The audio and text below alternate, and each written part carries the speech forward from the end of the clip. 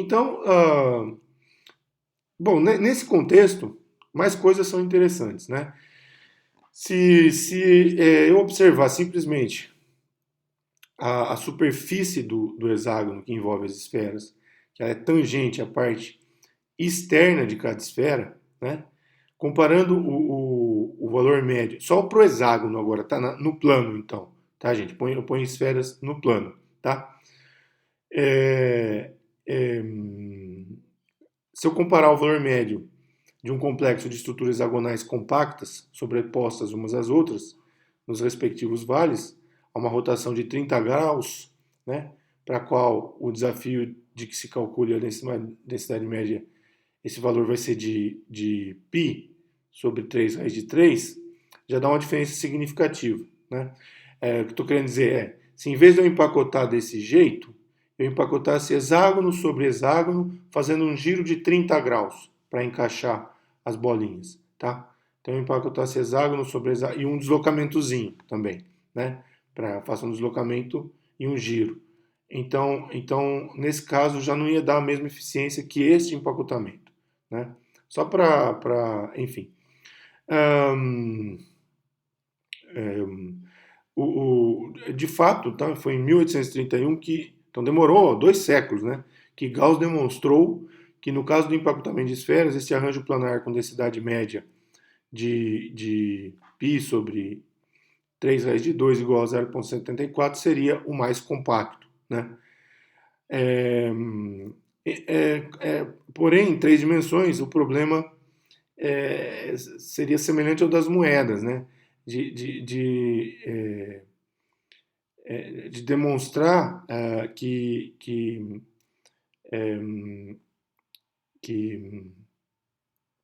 as fronteiras elas são determinantes na melhor eficiência, né?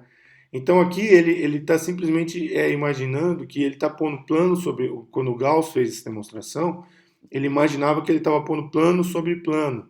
Ele não considerou e eram planos idênticos, vamos dizer assim, né? De mesma dimensão, mesmo comprimento, mesmas dimensões planares, né? Então seria possível promover esse cálculo e demonstrar que era de menor, que maximizava a ocupação, mas sem o condicionamento das fronteiras. Aqui a proposta é a seguinte: vamos encher uma bexiga de bolinhas de gude, todas de mesmo raio, mesmo diâmetro.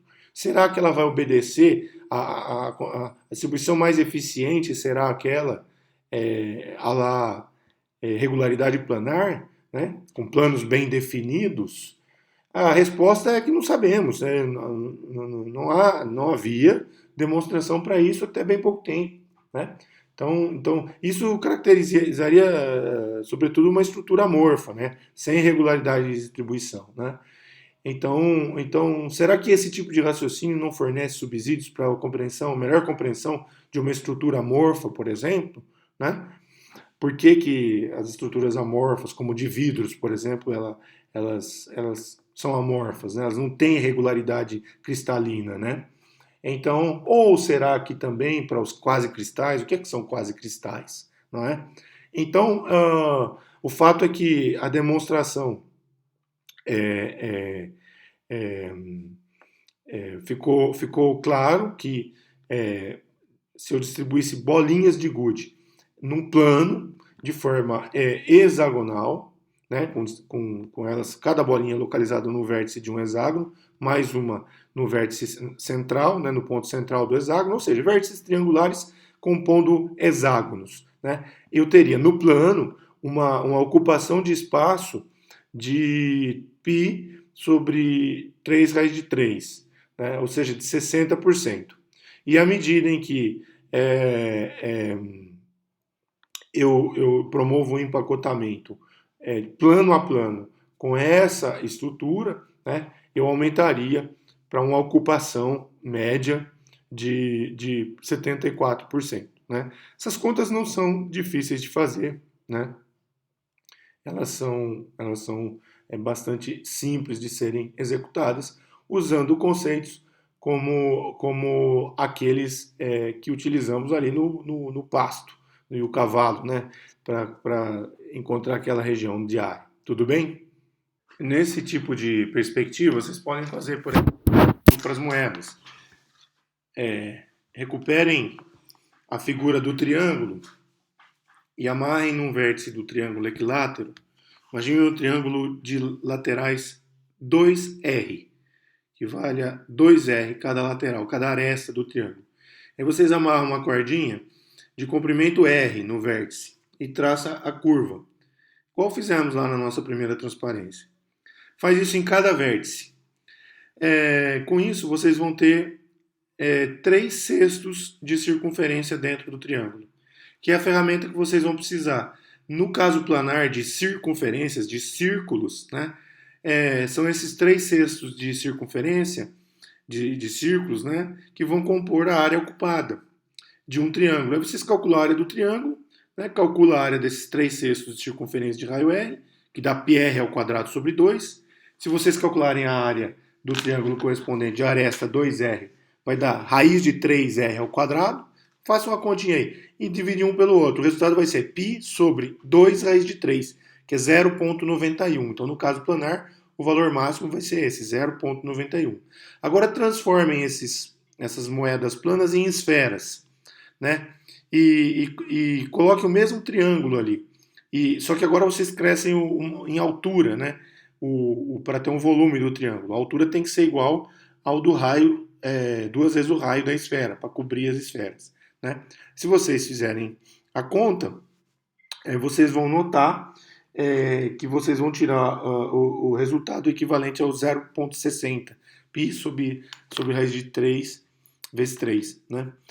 Que não é a melhor. A melhor é a demonstrada por Gauss, que é aquela desta figura aqui. Tá bem, gente? Então, pois bem, tem aí uma artimanha, né, para se resolver esse tipo de problema. Agora, tudo depende do receptáculo, né? Mesmo em casos nitidamente, é mais fácil de compreender. A forma do receptáculo, né, as fronteiras, vão ser determinantes. Por exemplo, pensa vamos colocar esferas no receptáculo triangular, né? Como aqueles de uma mesa de bilhar, né, para organizar as bolas quando a gente vai dar a primeira tacada no jogo de bilhar, né? Até existem, né, esses receptáculos e tal. Né? Nesse caso, as bolas acabam por ocupar os vértices de triângulos, ou como queiram, hexágonos, né? Mas, porque elas estão limitadas por meio de uma simetria triangular. Né? Agora, se o receptáculo fosse um quadrado, em vez desse receptáculo triangular, será que a melhor configuração seria organizando as bolas aí de forma em vértices triangulares? Né? Existe aí uma resposta para isso. Né? Conhecida aí na literatura das brincadeiras dos jogos matemáticos como o problema da caixa de leite. Né? Enfim, eu tenho aqui a explicação detalhada para vocês, mas eu vou tentar resumi-la. Tá? E se vocês não entenderem, vocês podem ler a explicação aqui. Mas a ideia é pura e simplesmente a seguinte. Vamos imaginar que você tem, então, um receptáculo quadrado, né? Ou retangular, que seja. E vamos supor que ele tenha exatamente a dimensão de um número inteiro de figuras cilíndricas. Vamos supor, por exemplo, cilindros, não esferas, são em cilindros, né? Porque a projeção é a mesma, né? A seção transversal é a mesma. Mas pode ser uma mesa de bilhar que você vai colocar as bolas de bilhar num receptáculo retangular, por exemplo. Se ele tiver exatamente a dimensão que caiba um número inteiros exatos, números inteiros exatos das bolas de bilhar, né? Então, por exemplo, 4 bolas ou 5 bolas e as paredes cabem exatamente isso, o que acontece? Se você começar a colocar na camada seguinte, empilhá-las de forma triangular e não de forma quadrada, na camada seguinte, vamos supor, você colocou 5 bolas na primeira camada, que é o que cabe. Na camada seguinte só vão caber 4 bolas, né? Porque não tem como você colocar nem para o lado direito nem para o lado esquerdo, se você está colocando as bolas no vazio de cada camada, né? Então, e daí na próxima 5 novamente. Mas aí percebe que vocês perderam uma bola, né? Então tem que fazer a conta. Tem que fazer a conta, né? Então, em caixas quadradas, a expressão que a gente tira é essa que eu apresento aí para vocês. Então, o desenvolvimento está aí, fica como exercício mental para vocês aí, e trabalhar no papel aí, só para ter uma ideia, né? Então, o que acontece? Se eu tiver quadrados que caibam menos do que 8 bolas, né, a configuração mais eficiente vai ser a quadrada. A partir de 8 bolas, eu consigo com a triangular. Vamos pensar, se eu tivesse, coubessem duas bolas, eu vou botar 2 por 2, 4, e na triangular só iam caber 3. Se 3 bolas, 3 por 3, 9, e na triangular 8 ou 7. 4 por 4, 16 na quadrada, na triangular, distribuindo as bolas triangularmente. O invólucro é sempre quadrado agora, tá? É sempre quadrado. Então, o que acontece? Só quando eu chegasse em 8 é que, dispondo triangularmente, eu ia conseguir 65.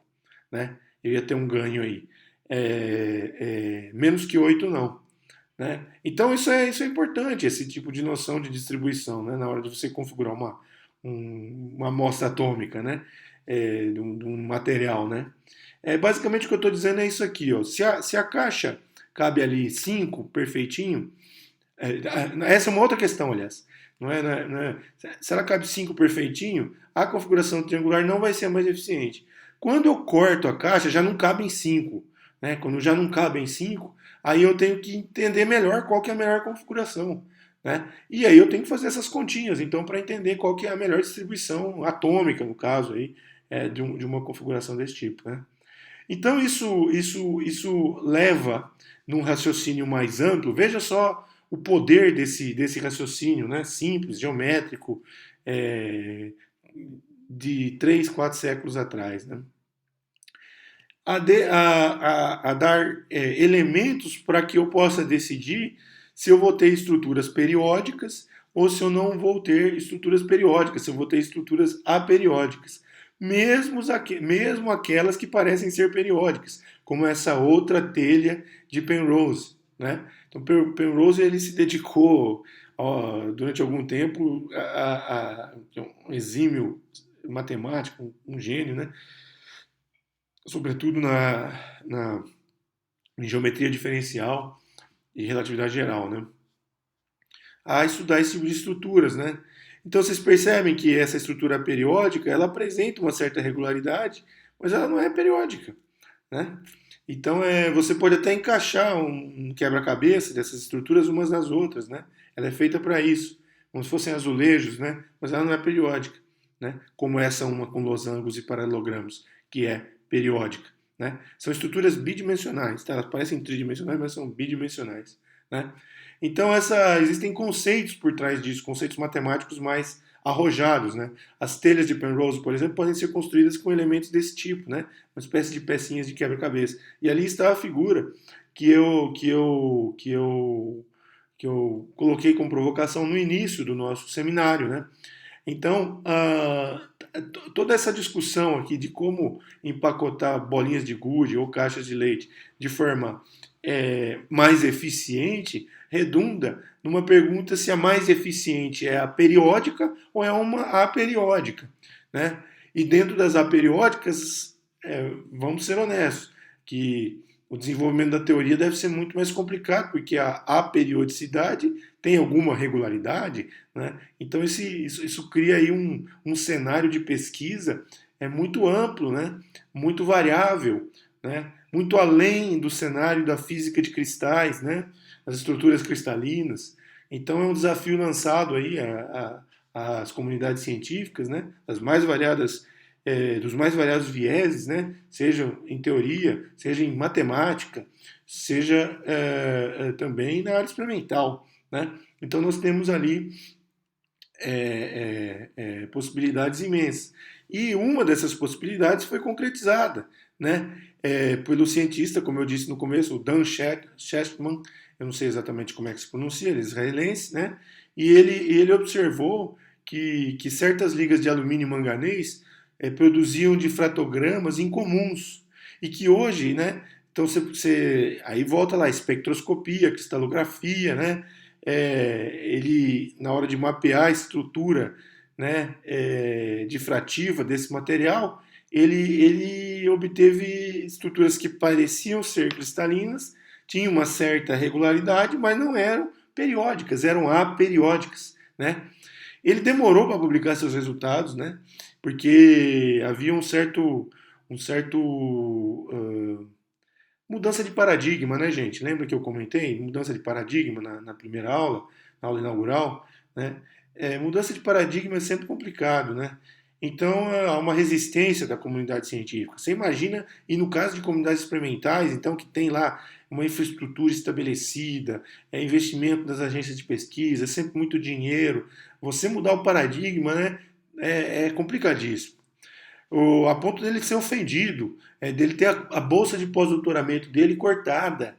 Né? O Linus Pauling, veja só, ele chegou a mencionar, né, é, que não existem, existem quase, algo do tipo, eu não sei exatamente qual é que foi a frase, mas algo do tipo, existem quase cristais, assim como existem quase cientistas, numa alusão ao fato de talvez o Chetman está especulando algo e não produzindo ciência, né? Então, assim, o cara ganhou o prêmio Nobel. Esse cara deve ter ganhar o prêmio Nobel tendo a bolsa de pós-doutorado cortada. Olha, é uma história impressionante desse cara. E tá aí, né? Isso aí foi medido, né? E depois você tem as telhas de Penrose numa tentativa de explicar essas estruturas, né? De quase cristais. Então vocês vejam, lá de Kepler, gente, lá de 3, 4 séculos atrás, esse pensamento, essas perguntas, né? Elas podem influenciar o desenvolvimento da ciência nos dias de hoje, né? Isso eu acho uma história muito bonita, muito interessante, com teorias aí, pra vocês terem uma ideia, vamos aqui, ó, na tentativa de explicar melhor a eficiência, né? O Toth, o mesmo cara das moedas, né? Que em 1953 ele identificou que, mesmo para configurações irregulares, uma demonstração por exaustão, né, poderia ser reduzida a um número finito de cálculos.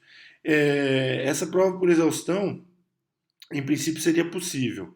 Em 1958, né, esse Claude Rogers identificou um valor limite superior àquele 0,74 para a taxa de empacotamento. Ou seja, aí já não ia ser. Aquela 0,74 é para hexagonal compacta. Então ele mostrou que para determinadas estruturas desorganizadas, se aumentava essa taxa para 78%. 91% é a moeda no plano. Estou falando agora em 3 dimensões, tá? Estou falando em 3 dimensões. Então você teria uma espécie de estrutura amorfa, né? Desorganizada, aperiódica, com uma taxa de empacotamento mais eficiente, mais alta, né? E, bom, estratégias para tentar compreender melhor isso foram pensadas, né? Até porque passou-se a ter um apelo experimental também na área de materiais, eu imagino, né? E encontrou-se que o limiar é que de 56 é, esferinhas, né, em 3 dimensões, passaria para milhares em 4 dimensões e para alguns bilhões em 5 dimensões. Ou seja, os matemáticos, eles têm um jeito peculiar de raciocinar, né? Faz parte da escola de formação. Eles não querem uma resposta para 3 dimensões, eles querem para N dimensões, eles querem para o Rn. Né? E depois eles simplesmente reduzem e tiram a resposta final. Até que em 88, veja, pô, de Kepler até 88, esses camaradas aqui, né, demonstraram que a formulação de TOS se aplicava a até um número de dimensões maior ou igual a 42. Né? E em 1998, e com o uso de ferramentas computacionais, o Hales, que é um matemático brilhante, identificou que a densidade máxima de todos os arranjos poderia ser encontrada através de uma função de 150 variáveis. Né? Bom, em 2015, né, esses caras, uma colaboração aí publicada aí no Forum of Mathematics, eles demonstraram a conjectura de Kepler de forma, digamos, geral, né? Então, eu estou passando aqui muito brevemente sobre essa, é, é, essa, essa só uma interpretação um pouquinho, um pouquinho mais pontual dessa colocação é que à medida que se aumentou as dimensões, é por isso que maior ou igual a 42. Então foi preciso demonstrar que para dimensões, então você está no R42, né, são 42 dimensões espaciais. Né, ali você não tem problema com as fronteiras, então você conseguiria resolver o problema independente de um problema de fronteiras. Abaixo de 42, né, 41 até 3 dimensões, você vai ter sempre um limitador pela fronteira, da forma como você vai ter uma melhor eficiência. A fronteira vai ser determinante na melhor eficiência. Então, esse foi o espírito da demonstração. E no final, então, a conjectura de Kepler foi demonstrada nesse trabalho em 2015. Né? Mas olha, exigem ferramentas computacionais, é uma mistura de áreas da matemática aí que eu nem sequer compreendo, para demonstrar, então, essa proposição da melhor eficiência de empacotamento de Kepler. Né? Implicações disso em física, vocês podem imaginar. Uma delas está aí na conjectura do favo de mel. Né? Por isso de eu ter levantado essa bola aí na, na nossa aula, né?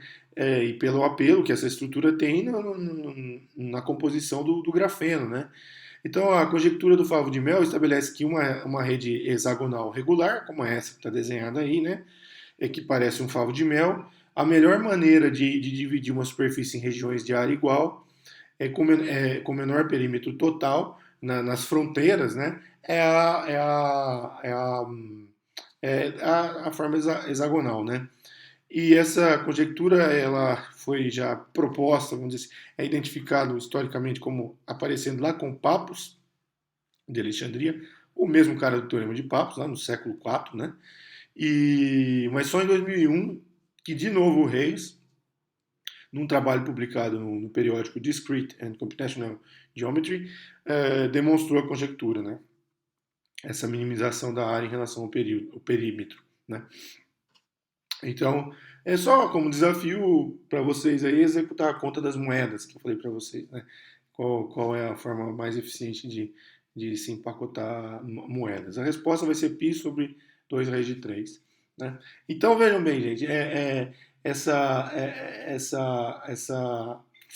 ideia da aula de hoje foi justamente trazer essa provocação de que elementos, os alunos que já tiveram aula comigo sabem que eu faço apologia da matemática, né? Eu acho que a nossa sociedade vai se tornar muito melhor se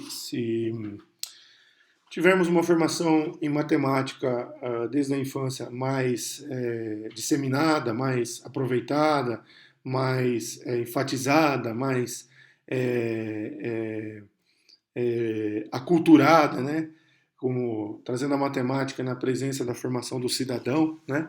Então a ideia de apresentar essa aula foi também mostrar para vocês que a matemática, por mais elementar que seja, nós só falamos de geometria, ela pode ter tanto um espectro enorme de aplicações, como também um espectro enorme de desafios na sua própria autoconsistência, né? Tanto na demonstração das hipóteses, quanto na aplicação das hipóteses. Né? Então esse é um cenário que contribui aqui para a gente entender, por exemplo, as estruturas cristalinas. Na próxima aula vamos ser um pouquinho mais pragmáticos, um pouquinho menos desafiadores e vamos falar do canônico, da aplicação da teoria dos átomos, né? Na condutibilidade dos elétrons e, sobretudo, na física de semicondutores. Muito obrigado.